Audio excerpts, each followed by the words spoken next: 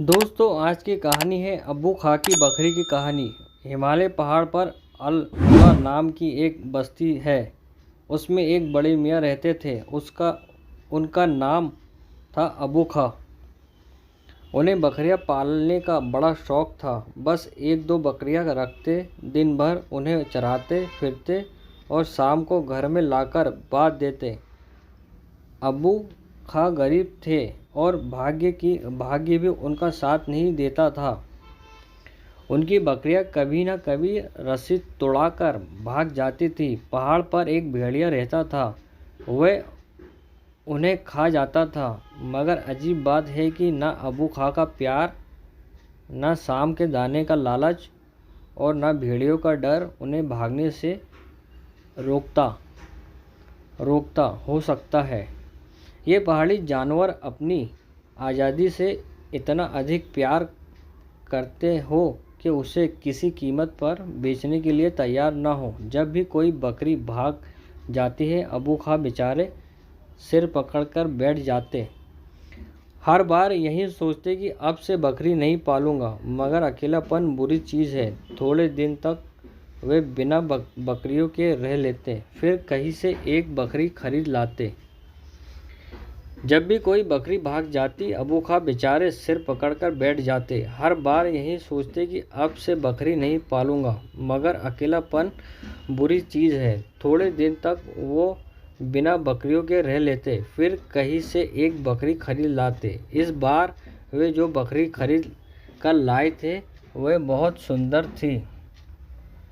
उसके बाल सफ़ेद थे, काले काले सींग भी बड़े खूबसूरत थे। सीधी इतनी थी कि चाहे तो कोई बच्चा दूध धो ले। अब्बू खां इस बकरी को बहुत चाहते थे। उसका नाम उन्होंने चांदनी रखा था। दिन भर उससे बातें करते रहते थे। अपनी इस नई बकरी के लिए उन्होंने एक नया इंतज़ाम किया। घर के बाहर उनका एक छोटा सा खेत था। इसके चारों ओर उन्होंने बाड़ बनवाई। इसके बीच में वे चांदनी को बांधते थे। रस्सी इतनी लंबी रखते थे कि वे खूब इधर उधर घूम सके। इस तरह बहुत दिन बीत गए। अब्बू खां को विश्वास हो गया कि चांदनी कहीं न कहीं जा सकती है। मगर अब्बू खां धोखे में थे कि चांदनी कहीं न कहीं जा सकती है। आज़ादी की इच्छा इतनी आसानी से किसी के मन से नहीं जाती। चांदनी पहाड़ की खुली हवा को भूल नहीं पाई थी। एक दिन चांदनी ने पहाड़ की ओर देखा। उसने मन ही मन सोचा, वहाँ की हवा और यहाँ की हवा का क्या मुकाबला। फिर वहाँ उछलना कूदना, ठोकर खाना और यहाँ हर वक्त बंधे रहना। मन में इस विचार के आने के बाद चांदनी अब पहले जैसी ना रही। वे दिन पर दिन दुबली होने लगी। न उसे हरी घास अच्छी लगती और न ही पानी का मज़ा आता। अजीब सी दर्द भरी आवाज़ में वे मैं चिल्लाती। अब्बू खां समझ गए कि हो न हो कोई बात ज़रूर है, लेकिन उनकी समझ में न आता था कि बात क्या है। एक दिन अब्बू खां ने दूध धो लिया तो चांदनी उदास भाव से उनकी ओर देखने लगी, जैसे ना ही रही। वे दिन ब दिन दुबली होने लगी। न उसे हरी घास अच्छी लगती थी और न ही पानी, और वो अजीब व गरीब चिल्लाने लगी। अब्बू खां समझ गए कि कुछ न कुछ बात ज़रूर है कि चांदनी इतनी उदास भाव से उनकी ओर देखने लगी। मानो कह रही है कि बड़े मियाँ, अब तुम्हारे पास रहूंगी तो बीमार हो जाऊंगी। मुझे तो तुम पहाड़ में जाने दो। अब्बू खां मानो उसकी बात समझ गए। चिल्लाकर बोले, या अल्लाह, ये भी जाने को कहती है। वे सोचने लगे, अगर ये पहाड़ पर चली गई तो भेड़िया इसे भी खा जाएगा। पहले भी वो कई बकरियां खा चुका है। उन्हें चांदनी पर बहुत गुस्सा आ रहा था। उन्होंने तय किया कि चाहे जो भी हो जाए, वे चांदनी को पहाड़ पर नहीं जाने देंगे। उसे भेड़िए से ज़रूर बचाएंगे। अब्बू खां ने चांदनी को एक कोठरी में बंद कर दिया, ऊपर से शक्ल चढ़ा दी। मतलब कि जंजीरों से जकड़ दिया। मगर गुस्से और झुंझुनाहट में कोठरी की खिड़की बंद करना भूल गए।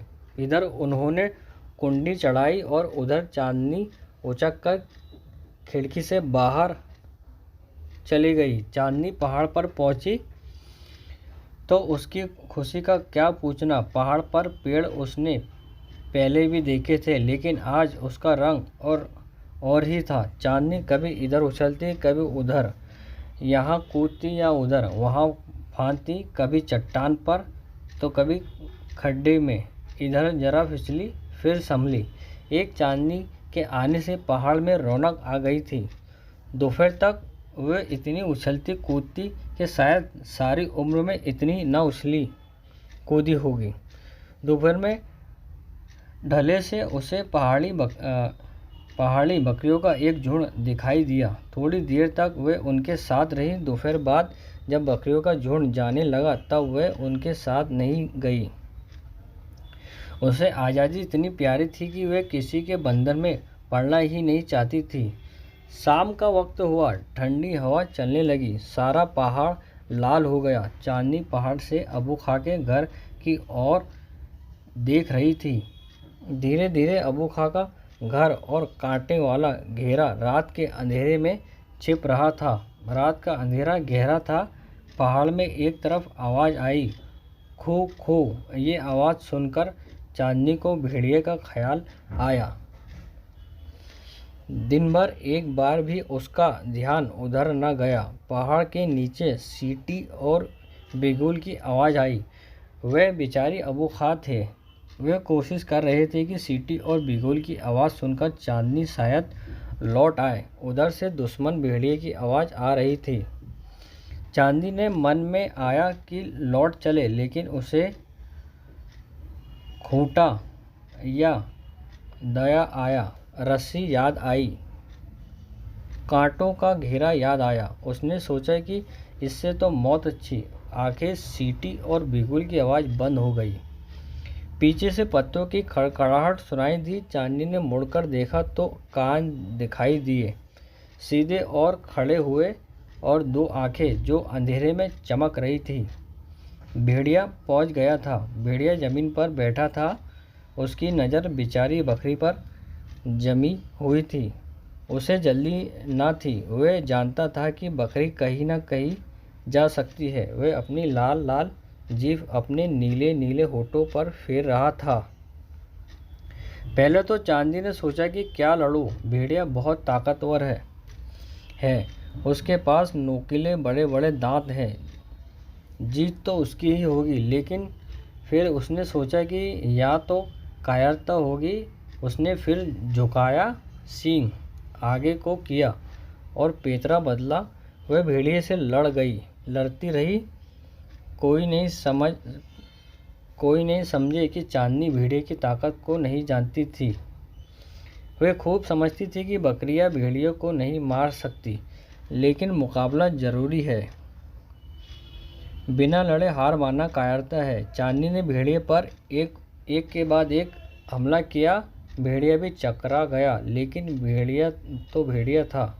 सारी रात गुजर गई। धीरे धीरे चांदनी की ताकत ने जवाब दे दिया। फिर भी उसने दुगना जोर लगाकर हमला किया, लेकिन भेड़िए के सामने उसका कोई बस नहीं चला।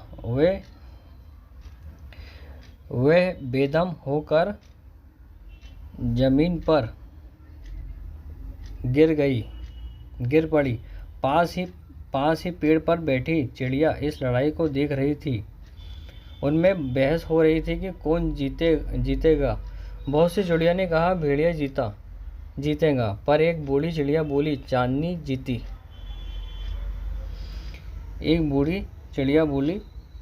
जीती।